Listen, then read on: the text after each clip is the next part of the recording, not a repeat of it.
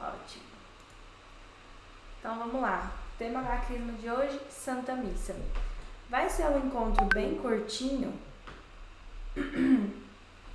Vai ser um encontro bem curtinho porque é bem resumidinho assim sobre cada etapa, e depois eu vou passar um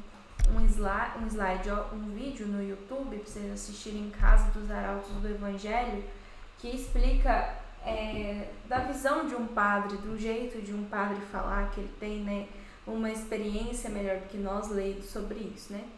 Mas enfim, vou passar um pouco do significado de cada coisa que acontece na missa, que nós leigos precisamos ter consciência quando a gente vai participar de uma celebração.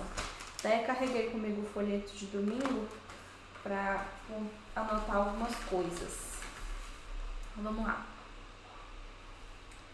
Santa Missa. Aqui a gente tem um mapa mentalzinho, né, de cada coisa que acontece. Eu vou até abrir esse PDF no meu celular, que fica um pouco mais fácil para eu conseguir ler ele. Aqui a gente tem algumas divisões da missa: o rito inicial, liturgia da palavra e liturgia eucarística. O rito inicial, né, a acolhida, tem aquele cortejo da entrada, uma procissão que o padre faz, que é com os coroinhas, com os leitores, com os acólitos, com os ministros, né? Deus é onipotente e sustenta toda a realidade. Se ele sustenta toda a realidade, de fato, você ter tido a oportunidade de estar na Santa Missa deve a ele. Dessa maneira, nada mais sensato que você agradecer a Deus a oportunidade de reunir por meio do amor de Cristo. Então, não é mérito nosso ir à Santa Missa, é uma graça de Deus ir à Santa Missa. Depois deste momento, desta acolhida na igreja, né, que o padre nos recebe, nós temos de início o ato penitencial, né? A acolhida, aqui no folheto está escrito saudação, né? Em nome do Pai, do Filho e do Espírito Santo, amém. A graça e a paz daquele que é e que vem esteja convosco. Bendito seja Deus que nos reuniu no amor de Cristo. Então, nós nos reunimos na igreja, na Santa Missa, pelo amor de Deus, certo? Pela graça divina, não por nosso mérito, pela nossa vontade, pelo nosso, enfim. Nós nos reunimos e bendizemos a Deus porque estamos ali pelo amor dele. É aqui que começa, saudação, né? Que está escrito em acolhida aí neste slidezinho. Daí vem o ato penitencial. Para que serve o ato penitencial? Neste momento, nós pedimos perdão a Deus pelos pecados veniais. O ato penitencial, ele não é uma confissão, ele perdoa os pecados veniais. O que são os pecados veniais? São aqueles pecados que não agridem diretamente os 10 mandamentos, porque todo pecado feito contra os 10 mandamentos, ele é um pecado mortal. E para você obter perdão desse pecado mortal, você precisa se confessar. Mas tem também os pecados veniais, né, que são os pecados menores, vamos dizer assim, do dia a dia, talvez um momento que você se exaltou, se estressou, deu uma resposta mal dada, enfim, são os pecados veniais. Neste momento você se reconhece pecador, você reconhece que necessita da misericórdia infinita de Deus, se prostra mesmo e se humilha diante de Deus pedindo perdão dele pelos seus pecados. Este momento é muito importante na Santa Missa, muito mesmo, porque você está em estado de graça, você não cometeu nenhum pecado mortal, mas tem ali um pecadinho venial, você pede perdão, você já se limpa, já se purifica ali, naquele ato penitencial. E aí você segue toda a Santa Missa em estado de graça com seus pecados perdoados. Aqui, neste folheto específico que eu peguei, tem até a fórmula original do ato penitencial, que eu confesso a Deus Todo-Poderoso e a vós, irmãos e irmãs, que pequei muitas vezes por pensamentos e palavras, atos e omissões, por minha culpa, minha tão grande culpa, e peço à Virgem Maria, aos anjos e santos, e a vós, irmãos e irmãs, que rogueis por mim a Deus, nosso Senhor. Nós normalmente cantamos, né, o canto de perdão, né, que são os Kyries. Esse Kyrie eleison, Christe eleison, Senhor tenha piedade de mim, só que em latim, né? Após o ato penitencial, você ter pedido perdão pelos seus pecados, temos o hino de louvor, que é o Glória. O Glória, ele é uma oração. Ele é uma oração em que nós louvamos, bendizemos e glorificamos a Deus e a Jesus e o Espírito Santo pelo o que eles são, né? Este é o Glória. É muito importante neste momento dessas orações, que no caso aqui a gente vai ter o Glória, o Cordeiro e o Santo, nos colocarmos em posição de oração mesmo. Porque às vezes você está cantando Glória, mas você esquece que aquilo é uma oração em forma de louvor, de canto, né? É uma oração cantada. Tanto que essas orações a gente não pode mexer. A gente chama, quando a gente tem algum canto que não está cada palavrinha exatamente como a oração original, ele é um canto antilitúrgico, porque ele não respeita a oração. Então, todos os cantos que adultera qualquer palavrinha dessas partes fixas da liturgia, que é Glória, Santo e Cordeiro, é antilitúrgico, porque nós não podemos mexer em nada destas orações. Então, o Glória é este canto de louvor, glorificamos a Deus, a Jesus e ao Espírito Santo pelo que eles são, né? Começamos ali sendo acolhidos a Deus, depois pedimos perdão pelos nossos pecados e depois o glorificamos, né? Glorificamos a Santíssima Trindade. Muito importante mesmo a gente cantar em sentido de oração, não só cantar da boca para fora, porque é uma oração importantíssima. Depois nós temos a coleta, né? O que seria esta coleta?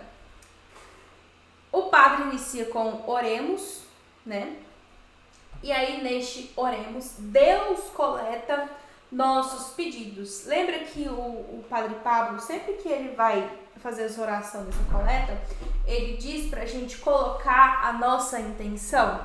E ele também coloca várias intenções, porque é nessa hora desta coleta em que Deus recolhe os nossos pedidos para ser rezado ali naquela Santa Missa, né? Então é literalmente isso, coleta de pedidos. Aqui no slide está escrito, iniciando com o oremos, Deus coleta nosso primeiro pedido a Ele. E é neste momento que você deve fazer o seu pedido a Deus, né? Aí o oremos, ó Deus, olhar com bondade os que redimistes e adotastes como filhos e filhas e concedei que creem no Cristo com verdadeira liberdade e herança eterna. Por isso, Senhor Jesus Cristo, vosso Filho que é Deus, convosco vive e reina na unidade do Espírito Santo por todos os séculos dos séculos. Amém. Então, é isso, é esta coleta de pedidos. Depois dessa parte aqui introdutória, a gente chama dos ritos iniciais. E toda essa parte dos ritos iniciais é onde você reza a Deus, né? No momento da acolhida, você reza a Deus. No momento do ato penitencial, é você que reza a Deus pedindo perdão. No momento do hino de louvor, que é o Glória, é você que reza glorificando a Deus. No momento da coleta, é você que faz os seus pedidos para que Deus os ouça, os colete. E aí a gente vai entrar na parte da liturgia da palavra, que é o momento em que Deus fala com você, né? No encontro passado, eu expliquei para vocês o que é a liturgia, né?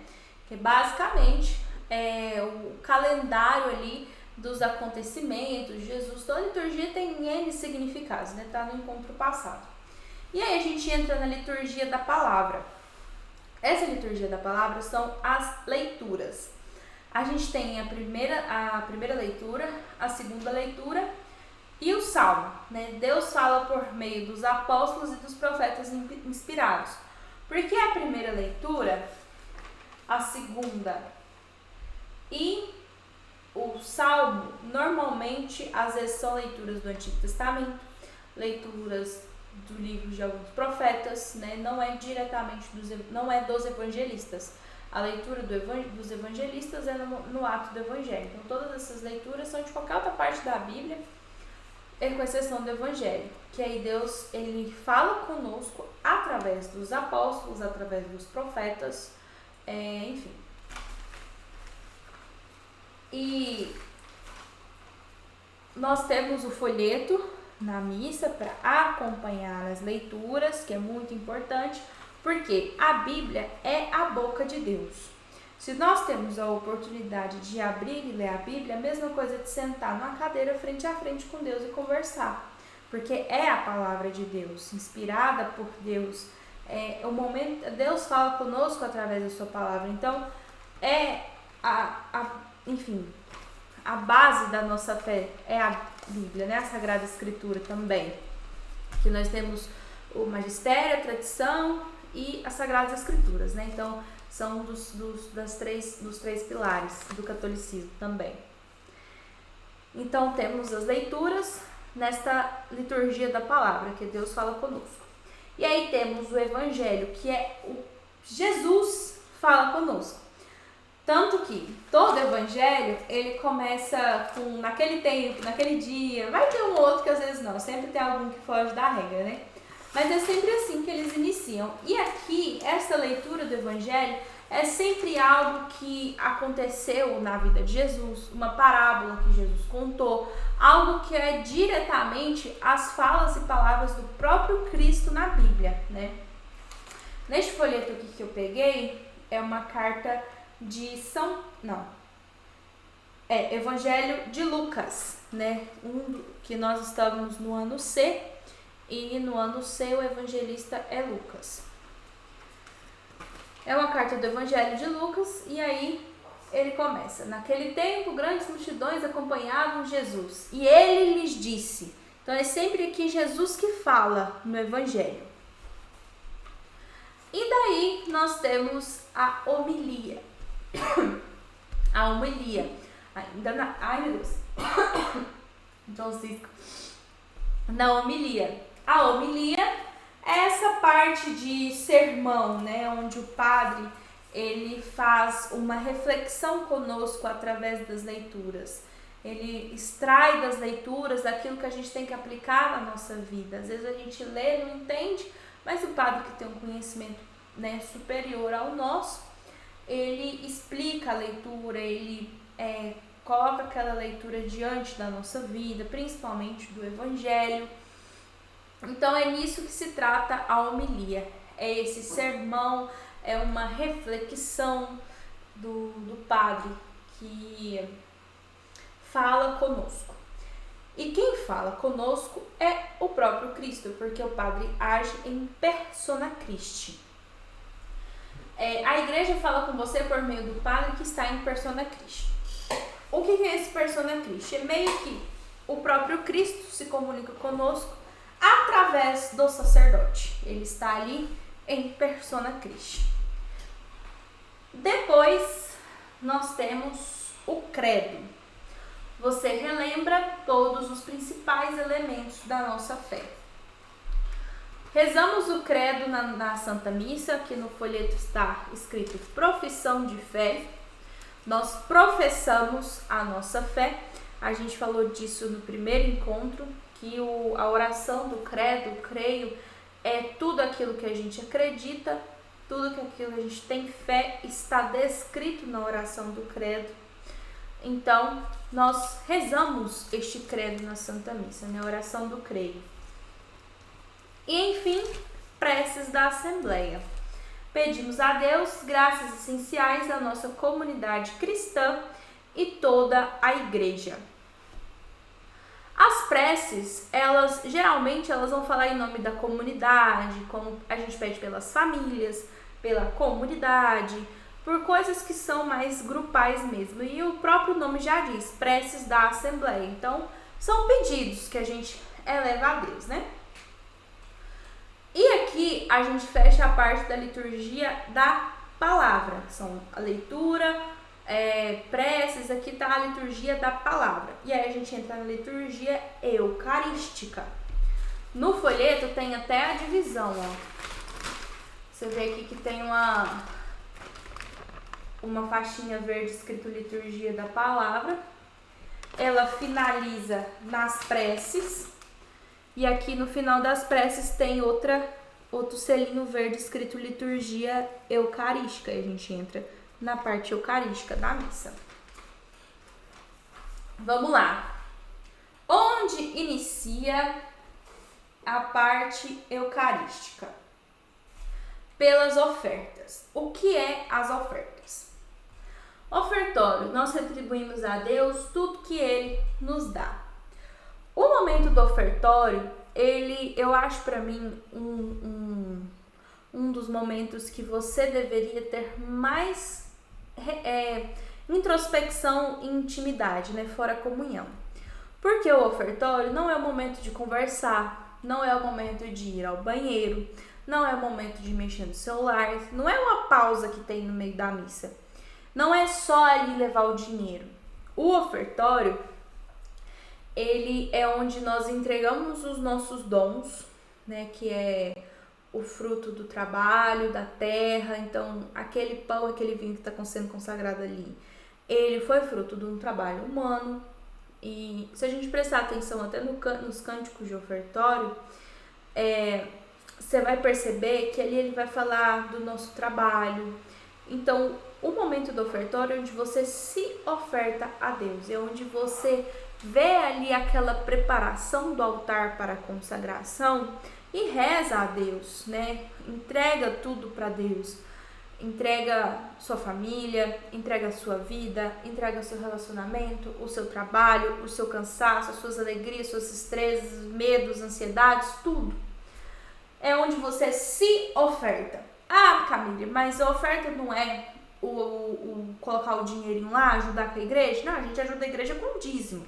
O dízimo é para ajudar a igreja. O ato de você colocar um dinheiro lá é um ato simbólico, porque hoje em dia, o que movimenta a nossa vida, o nosso trabalho, tudo é em volta do dinheiro.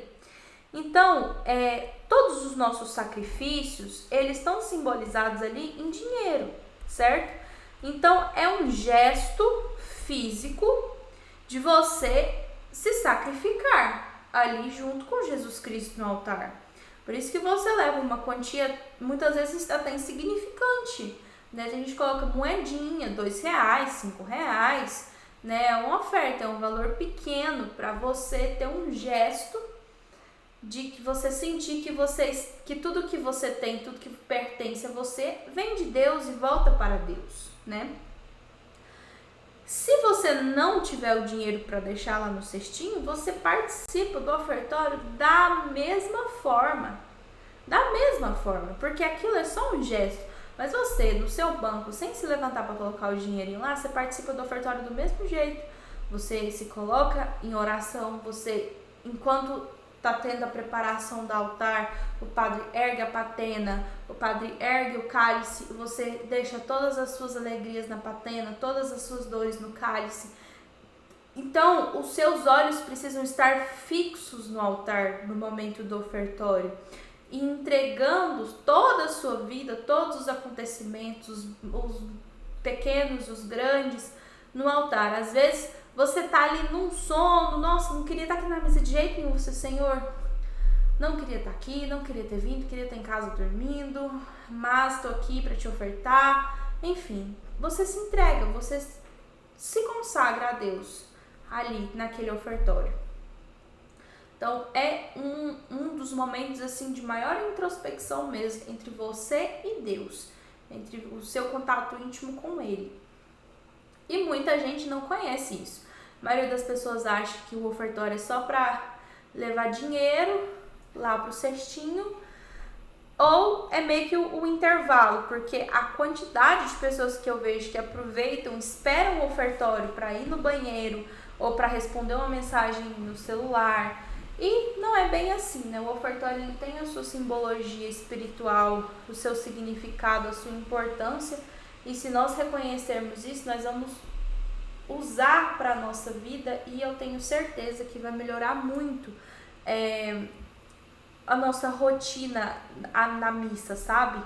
Quando você tem essa consciência de que tudo que você tem pertence a Deus, e sempre no momento do ofertório entregar toda a sua vida, todo o seu ser, tudo que você tem ali no altar, se derramar no altar. Próximo, após o ofertório, deixa eu procurar aqui no folheto. Isso. Após o ofertório, né, nós temos a oração do padre, né, orar, irmãos e irmãs, para que o meu e o vosso sacrifício seja aceito por Deus Pai Todo-Poderoso. Que sacrifício é esse? O seu sacrifício do dia a dia, o seu sacrifício de ter ido à missa, o seu sacrifício de ser mãe, de ser esposa, o seu sacrifício de trabalhar, enfim, tudo, né? Que você deixa ali no altar, no ato do ofertório. E aí a gente reza: receba, Senhor, por tuas mãos este sacrifício, para a glória do seu nome, para o nosso bem e de toda a sua santa igreja. Porque primeiro, tudo é para a glória de Deus, todo o seu sacrifício é para a glória de Deus, ele jamais vai ser por mérito próprio, tudo que a gente faz é para a glória de Deus, né? Lava essa louça aqui, para a glória de Deus. É para o nosso bem também, então primeiro para a glória de Deus, para o nosso bem de toda a santa igreja, porque a gente reza em comunidade. E aí, o padre faz novamente uma outra oração, nós respondemos com amém, e aí a gente abre com um rito, ele não tem descrito aqui, mas enfim. Antes do santo, a gente tem um prefácio, né? Este prefácio é aquele: o Senhor esteja convosco, Ele está no meio de nós, corações ao alto, nosso coração está em Deus. Este é um prefácio. Esta oração é a que abre o céu, porque aqui a gente vai dar início, né, à consagração. Então tem este prefácio, né, que abre o céu para a consagração. Após a oração deste prefácio, vale ressaltar, tem várias orações eucarísticas. Aqui neste folheto que eu peguei é a oração eucarística 3. Mas tem a 1, a 2, a 3, a 4 e a 5. São 5 orações eucarísticas. Depende da época, da festa que está celebrando, enfim, que vai mudar a oração eucarística. Eu não sei a regra, né? Às vezes é a 2, às vezes é a 1. Isso é o que a igreja coloca ali no dia, né? E aí demos início a essa oração eucarística com este prefácio. E daí vamos ao santo, que é outra oração lindíssima. O santo, né, ele aconteceu, ele está na Bíblia, o Hosana nas alturas, que é a entrada triunfal de Jesus em Jerusalém, e as pessoas com os ramos cantam Hosana ao filho de Davi. Aqui está escrito assim: rezamos, Isaías 6, versículo 3, declarando o quanto Deus é grandioso por meio da expressão Hosana nas alturas. Nós suplicamos, salva-nos, te imploramos. Então, o santo, assim como glória, ele é uma oração onde declaramos que o Senhor é santo e pedimos para Ele nos salvar. Santo, santo, Senhor Deus do universo, o céu e a terra proclamam a vossa glória, Hosana nas alturas. Bendito que vem em nome do Senhor, Hosana nas alturas. Este também não é um canto por diversão, animado, não é para ser cantado da boca para fora, Eu já vi que algumas pessoas têm inclusive a prática de cantarem o santo olhando fixamente ali para Jesus crucificado, né? Que tem aquela cruz lindíssima, aquele crucifixo lá no altar. Então é outro momento de você intimamente, não da boca para fora, nada na missa da boca para fora, rezar o santo mesmo, porque é uma oração. A mesma explicação que eu fiz lá pelo Glória, né? É uma oração que a gente canta neste momento, né? Declarando a santidade de Jesus. E aí começa a parte da consagração. Na verdade, vós sois santo, ó Deus do universo, e tudo o que criaste proclama vosso louvor, porque por Jesus Cristo, vosso Filho, nosso Senhor, e pela força do Espírito Santo, dás vida e santidade a todas as coisas. E não cessais de reunir para vós um povo que vos ofereça em toda parte, do nascer ao pôr do sol, um sacrifício perfeito. Por isso, ó Pai, aqui o padre reza ao Pai, certo? Por isso, ó Pai, nós suplicamos. Neste santificai, tanto que até toca a sineta, é quando o padre coloca as mãos em cima do cálice. Você pode reparar, a igreja toda joelho, o padre está assim, porque ele está rezando ao Pai, ele está de frente para a cruz, rezando ao Pai. A hora que ele fala santificai, ele estende as mãos em cima do cálice.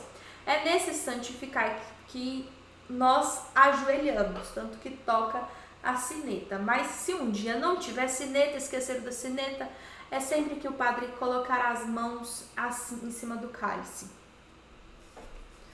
Santificai pelo Espírito Santo para que serem consagradas, a fim de que se tornem corpo e sangue de vosso Filho, nosso Senhor Jesus Cristo, que nos mandou celebrar estes mistérios, né? Aí aqui a gente tem uma oração longa, essa oração, tudo isso aqui é uma oração. Ah, por que a gente responde? Você está rezando. É uma oração. Essas pequenas, o padre reza essa parte maior e a gente responde a parte em negrito. É uma oração, não é um roteiro de teatro, é uma oração eucarística, a número 3. Pedimos para enviar o Espírito Santo para que aquelas oferendas sejam consagradas.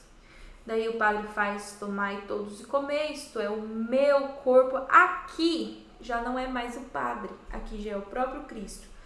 Quem consagra, faz ali a consagração é Jesus, não é o padre. Porque o padre está agindo em persona Christi, tanto que a fala do padre é: tomai todos e comei, isto é o meu corpo. É o corpo do padre? Não é, é o corpo de Cristo. Então aqui é Cristo que fala, é Cristo que age. Isto é o meu corpo que será entregue por vós.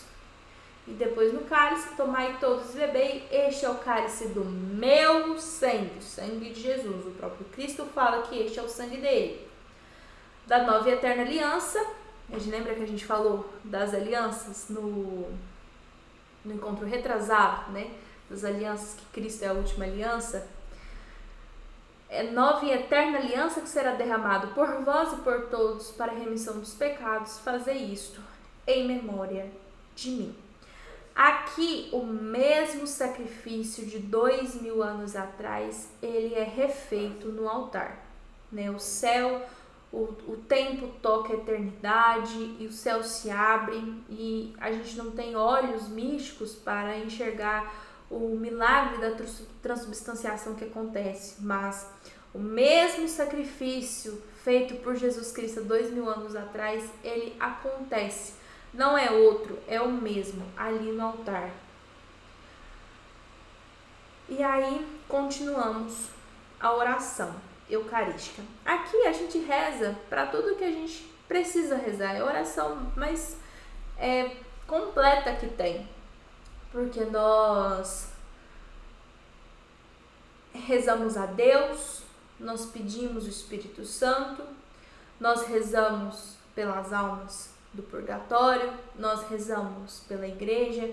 Então pedimos a intercessão dos santos, preste muita atenção no folheto, acompanhe no folheto a oração eucarística e você vai ver que belo é. essa oração que a gente faz a Deus, sabe? A gente pede pelas almas, a gente lembra das almas, a gente pede intercessão à Nossa Senhora, aos santos e aos anjos, nós rezamos a Deus, nos pedimos por nós. Então, toda essa oração aqui que às vezes a gente responde sem nem escutar o que o padre falou direito, é uma oração belíssima. A gente pede tudo que a gente precisa para nossa vida. E por fim, aqui, até nesse slide está escrito, né? Que você suplica a Deus que aceite o dom da oferta que você ofereceu a Ele e a consagração da Eucaristia que acaba de acontecer no altar. E pede que Deus abençoe o clero. Você reza pelas almas que estão no purgatório. Você pede a Deus vida eterna por meio da intercessão dos santos. Suplicamos para que sejamos salvos. É tudo que a gente reza aqui, né? Que eu disse a vocês. E daí chegamos no rito da comunhão. O rito da comunhão, ele começa com o Pai Nosso, que é um dos pilares da nossa fé, a oração que o próprio Cristo nos deixou. Começamos com o Pai Nosso. Por que a gente não fala o amém no final do Pai Nosso? Porque o Pai Nosso, ele não termina ali no livrai-nos do mal. Ele continua. Então, quando a gente fala, mas livrai-nos do mal, o Padre continua a oração. Livrai-nos de todos os males, ó Pai, dai-nos hoje a vossa paz, ajudados pela vossa misericórdia. Então, aqui a oração continua. Tanto que a gente fala amém no final. Bem aqui, tem o negrito do amém. A oração do Pai Nosso está aqui em cima. Ainda tem 2 parágrafos que é a continuidade do Pai Nosso na Santa Missa. Por isso não falamos amém, porque a oração não terminou. Quando a oração termina de fato, aí a gente fala amém. E aí damos início à oração da paz. Suplicamos para que Deus não leve em considerações nossas faltas. Esta oração da paz, né, o Padre reza, o Senhor Jesus Cristo dissesse aos nossos apóstolos: eu vos deixo a minha paz e vos dou a minha paz.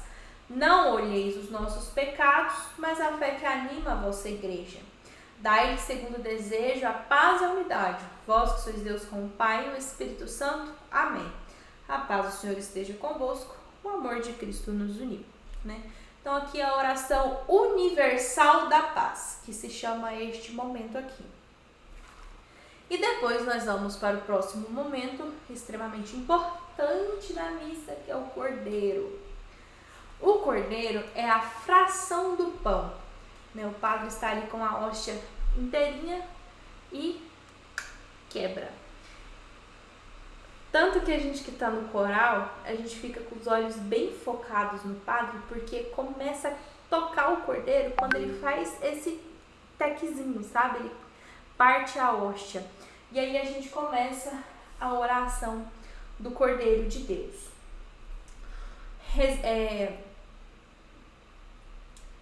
Cordeiro de Deus, que tirais o pecado do mundo, tende piedade de nós. Cordeiro de Deus, que tirais o pecado do mundo, tende piedade de nós.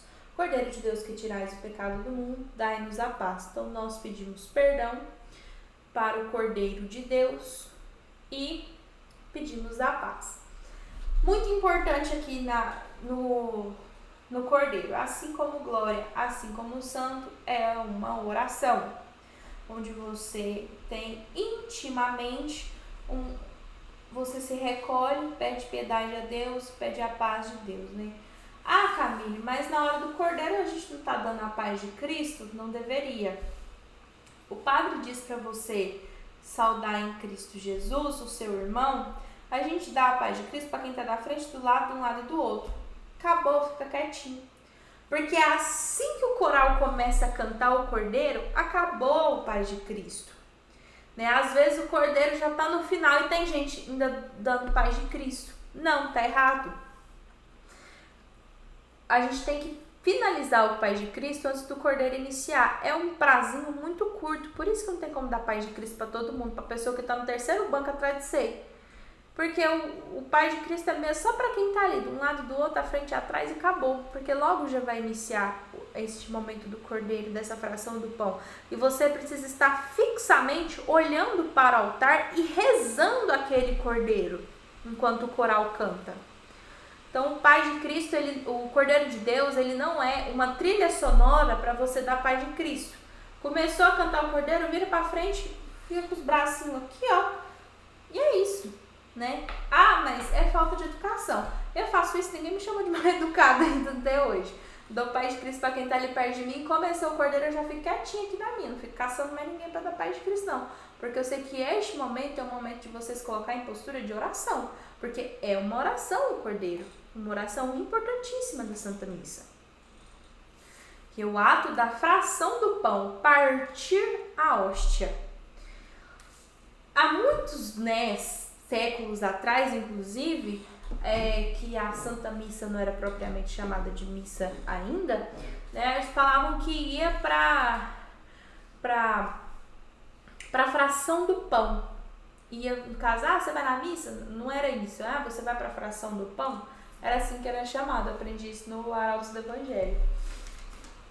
Enfim, depois deste cordeiro, o padre faz uma oração. Senhor Jesus Cristo, vosso corpo e vosso sangue, que vou receber, não se torne causa, prejuízo. Aqui é umas orações sugeridas. O padre Pablo eu nunca vi fazer, né? Ele só faz, provai e vede como o Senhor é bom. Feliz quem nele encontra o seu refúgio. Eis o Cordeiro de Deus que tira o pecado do mundo.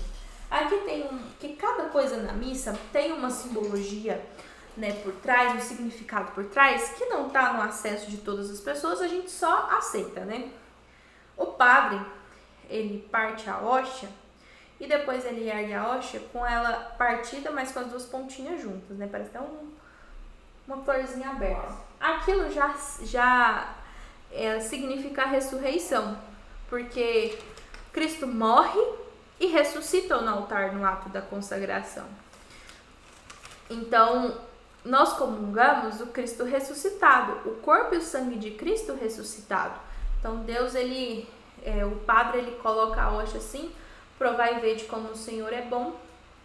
Eis o Cordeiro de Deus que tira o pecado do mundo. E a gente fala, Senhor, eu não sou digno de que entreis em minha morada, mas dizei uma palavra e eu serei salvo. Esta é uma das mais belas orações que tem na Bíblia. Quem disse isso foi um cinturão, um soldado ali de Roma. Ele tinha uma esposa, ele tinha um filho, e aí ele tinha um serviçal na casa, era uma criança, né? E essa criança era filho dele, mas isso não tinha sido contado para a esposa e esse filho estava muito doente, né? Ele decidiu ficar com a criança porque ele fez esse filho com a empregada, com a serva dele, no caso, né? Na época se chamava assim, com a escrava, basicamente. Não. Ele teve esse filho com essa escrava e ele ficou com a criança, mas nunca foi um pai. Ele sempre foi o escravo, criança também. E ele ficou doente e aí ele é um primeiro romano que se ajoelhou aos pés de Jesus e disse a ele. Tanto que Jesus pediu para ele ir à casa, porque ele falou assim, olha, eu vou na sua casa e eu curo o seu filho. Mas os romanos, que tinham muitas crenças pagãs, tinha imagem de deuses pagãos, ele não quis receber Jesus na casa dele porque ele não achava que aquele lugar, a casa dele, era um lugar apropriado para receber o nosso Senhor. Então ele reza, Senhor, eu não sou digno de que entreis em minha morada, mas dizei uma palavra e eu serei salvo. E ele confiava totalmente ali na divindade de Jesus. A gente entra então na comunhão, dois apontamentos importantes. Nunca, jamais comungar o corpo de Cristo em pecado mortal. Sempre procurar se confessar antes da comunhão, se estiver em pecado. Se está em pecado, não pode comungar. Só pode comungar em estado de graça. Pecou, precisa se confessar para poder comungar.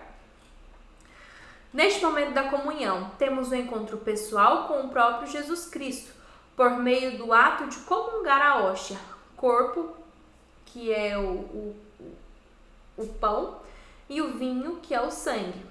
Estamos agora revigorados para continuar nossa missão no mundo. Então, a missa, ela finaliza ali a nossa... Na comunhão, e depois, né, tem a bênção de envio, né, da gente voltar para as nossas casas, para a gente continuar a nossa missão aí nesse mundo. E esse aqui é um mapa mentalzinho explicando a Santa Missa. Agora, algumas leituras. Que elementos pertencem necessariamente à Santa Missa? Cada Santa Missa desenvolve-se em duas partes principais: celebração da palavra e celebração eucarística. Na celebração da palavra, escutamos as leituras do Antigo e do Novo Testamento, incluindo o Evangelho. Além disso, há lugar para o anúncio e a adoração universal de intercessão, oração dos fiéis. A seguir, da celebração eucarística, apresentam-se pão e vinho que são consagrados e oferecidos aos fiéis em comunhão. Como está organizada a Santa Missa? A Santa Missa começa com a reunião de nós e com a entrada do sacerdote e dos ministros no altar, acólitos, leitores, etc., aquela procissão de entrada. Após a saudação, faça-se a confissão geral, ato penitencial, que é o nosso perdão. Nos domingos, exceto no advento e na quaresma, em festa canta-se o glória. Né? Por quê? Porque na quaresma, a gente está vivendo aquela parte de penitência, nós não cantamos o glória na quaresma. Porque o glória, ele reverencia o Cristo ressuscitado, né? O Cristo glorificado. E ali na quaresma a gente está vendo aquela penitência, né? O Jesus no deserto, ele vai ser crucificado. Então não é o momento da glorificação. E nem no advento, porque o advento a gente, meio que Cristo não nasceu ali na liturgia, né? No tempo litúrgico, ele vai nascer no Natal, então não cantamos o Glória ainda, cantamos novamente no Natal. Oração de coleta, o primeiro momento em que o padre diz oremos. Introduz uma ou mais leituras do Antigo e do Novo Testamento. Isso. Esta oração da coleta, depois que a gente faz os nossos pedidos, mas uma característica pessoal da oração da coleta é que ela já introduz o que as leituras vão nos ensinar. Antes do Evangelho tem lugar a sua saudação, aclamação, o Aleluia. O Aleluia, ele é uma boa-vinda, né? Tipo assim, damos as boas-vindas às boas novas de Jesus, né? Nós cantamos alegres para receber as boas novas de Jesus, né? O Evangelho é o próprio Cristo que fala conosco.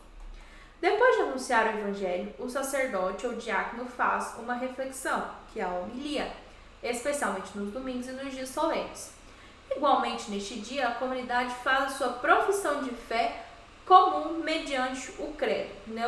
O credo a gente só reza aos domingos em dias solenes.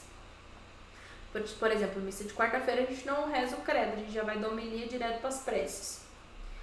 A segunda parte da Santa Missa começa com a preparação dos dons, oblatos. Eu até separei aqui para explicar certinho o que significa oblatas. Oblata significa oferta oferecida. Quando chega o momento do ofertório, o povo apresenta o pão e o vinho, frutos da terra e do trabalho humano. O sacerdote recebe e os oferece a Deus, pedindo que pelo Espírito Santo se transforme no corpo e no sangue de Cristo na consagração. A igreja chama estes dons de oblatas. Então, nós ofertamos o pão e o vinho para Deus, para que se torne corpo e sangue de Cristo. E esta oferta significa oblata, né? Não é a matéria em si, o ato do ofertar é oblata. No sentido espiritual, não só o pão e o vinho junto com as oblatas, os fiéis oferecem também a si mesmo, que é aquilo que eu expliquei lá no mapa mental, né? Essa oblata somos nós também. Os fiéis oferecem a si mesmos seus trabalhos, alegrias, sofrimentos e toda a vida. É um gesto que simboliza a entrega e a participação de todos no sacrifício de Cristo. Muita atenção a esta frase. É um gesto que simboliza a entrega e a participação de todos no sacrifício de Cristo. A gente não vai assistir à missa, a gente participa da missa em todos os momentos. O ápice da celebração eucarística da oração eucarística é introduzida pelo prefácio e pelo santo. O prefácio, que é a oração, o Senhor esteja convosco, Ele está no meio de nós, e o santo. Então, os dons do pão e do vinho são convertidos, transubstanciados, no corpo e no sangue de Cristo. A oração eucarística desemboca na doxologia, que faz a ponte para a oração do Senhor. O que é doxologia na Santa Missa? É esta partezinha aqui, ó. Por Cristo, com Cristo, em Cristo, a vós, Deus Pai Todo-Poderoso, na unidade do Espírito Santo, toda honra e toda glória por todos os séculos. Amém. Isso aqui é a doxologia. Após a doxologia, entramos no Pai Nosso. Segue-se a oração pela paz, a oração universal da paz, e o Cordeiro de Deus, a fração do pão e a oferta dos dons sagrados aos crentes. O que, em regra, acontece apenas com o corpo de Cristo. A Santa Missa termina com um tempo de silêncio orante, uma oração de graças e uma oração pós-comunhão e bênção do sacerdote.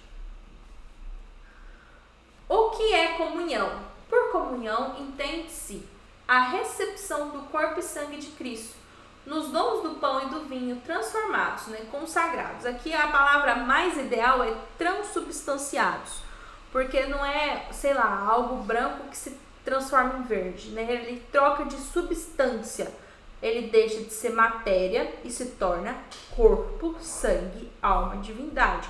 Então é outra substância, por isso o termo correto é transubstanciação, não transformação. Em regra, isso ocorre durante a Santa Missa, em certas circunstâncias, porém pode acontecer fora, por exemplo, na comunhão dos doentes. O sacerdote comunga sob duas espécies, que é o pão e o vinho.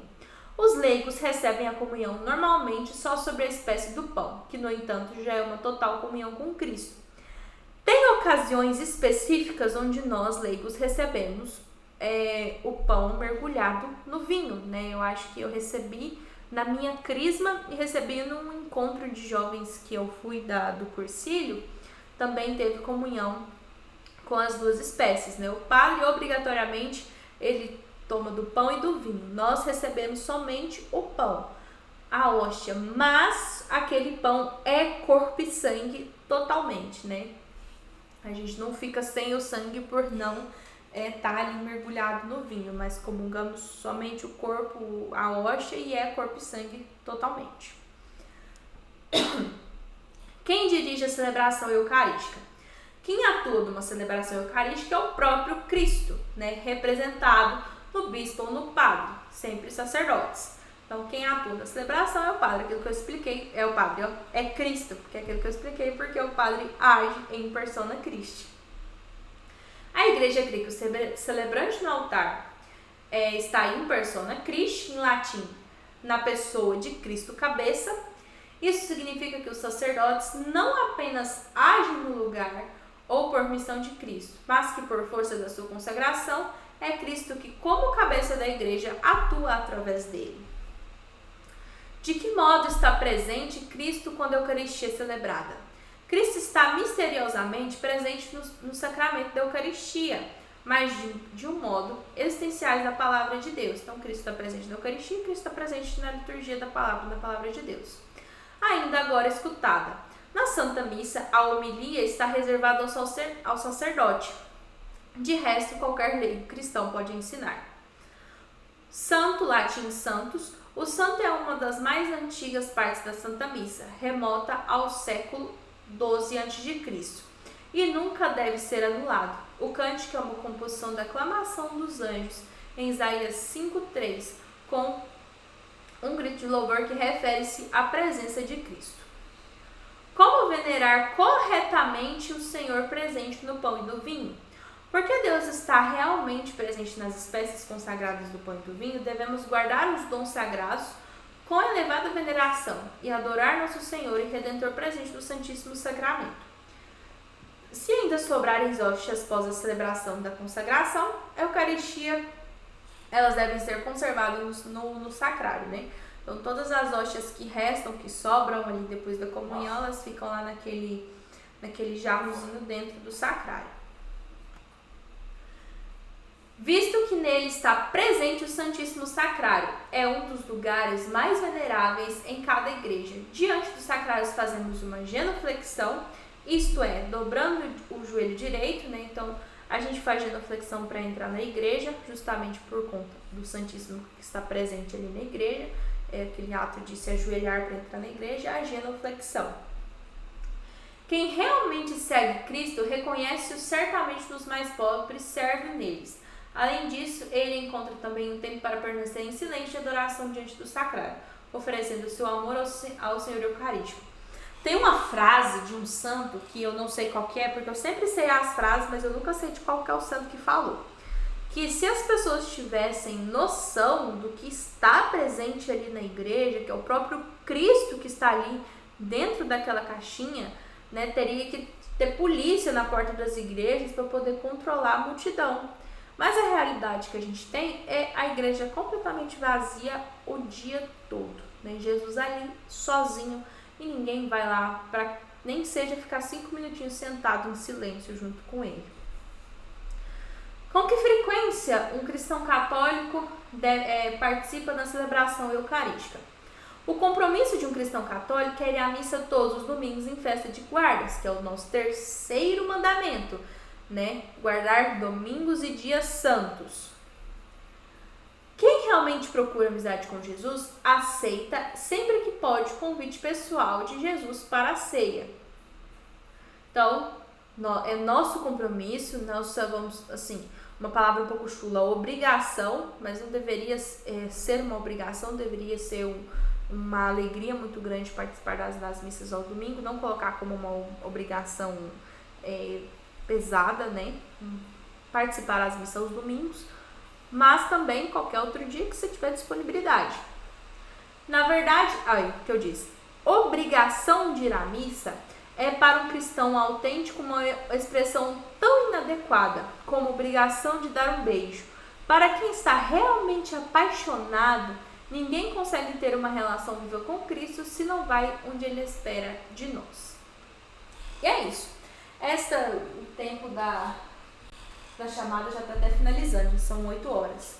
Esta é a explicação das partes da missa, espero que tenha ficado claro. Qualquer dúvida estou à disposição para poder responder.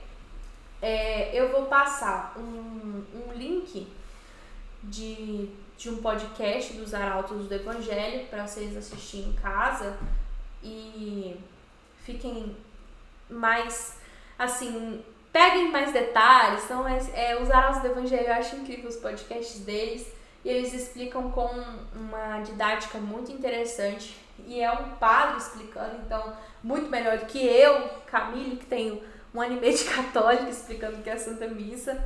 Então, assistam este podcast, que eu tenho certeza que vai enriquecer demais e ajudar para crescer essa paixão sobre a Santa Missa, que a Santa Missa é a nossa principal oração, né?